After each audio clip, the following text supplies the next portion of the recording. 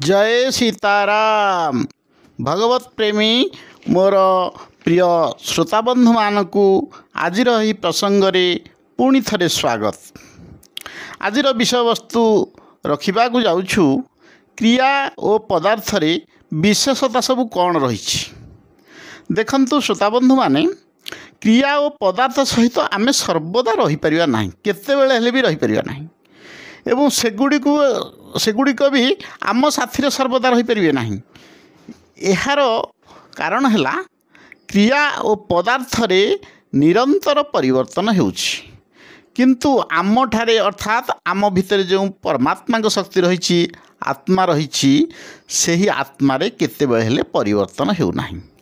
क्रिया और पदार्थ निरंतर आमको त्याग करुछंती, आमे भी सेगुड़ी को त्याग करी मुक्ति पाई परिबा। समस्ते जानी रखंतु से माने आमको त्याग करुछंती, आमे भी सेगुड़ी को त्याग करी मुक्ति पाई परिबा, किंतु आमे केही हेले केते सेगुड़ी त्याग करी ना होय।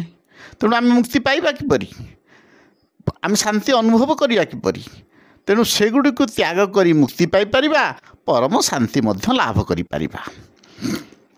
सेगुड़िक संगरे रही आमे मुक्ति बा परम शांति पाई परिबा नाही। क्रिया और पदार्थ सहित जेते समय पर्यंत बा जेते दिन पर्यंत आमे तांको संगे रहिबा, आमे केतेबेले हेले भी शांति पाई परिबा नाही।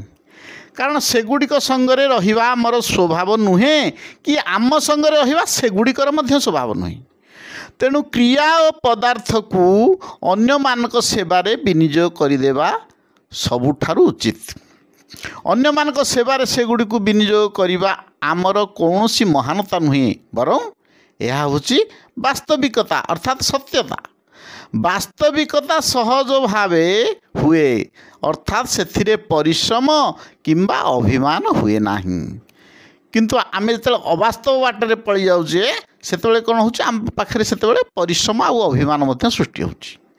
जेतेबेले क्रिया और पदार्थ अन्यमानक सेवारे विनियोग होई पारिबो सेतेबेले आम हृदय उदारता जागृत हेबो।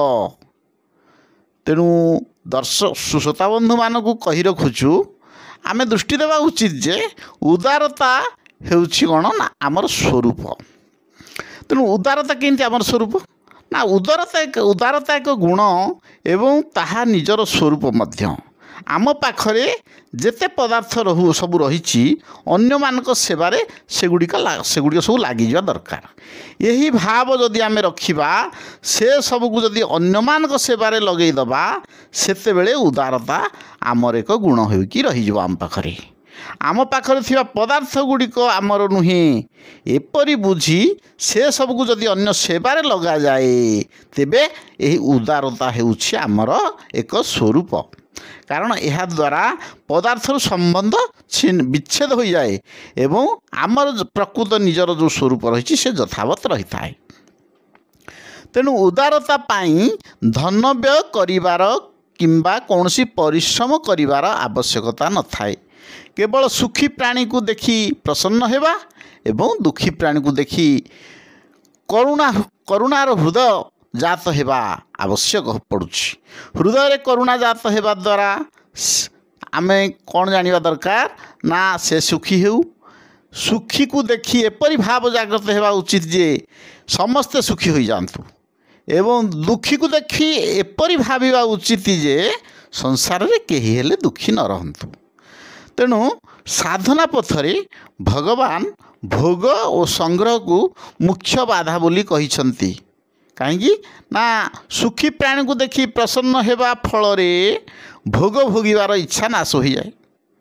कारण भोग भोगिबा द्वारा जो सुख मिले अन्य मानकु सुखी देखिबा द्वारा से सुख आमको मध्य मिल जिवो।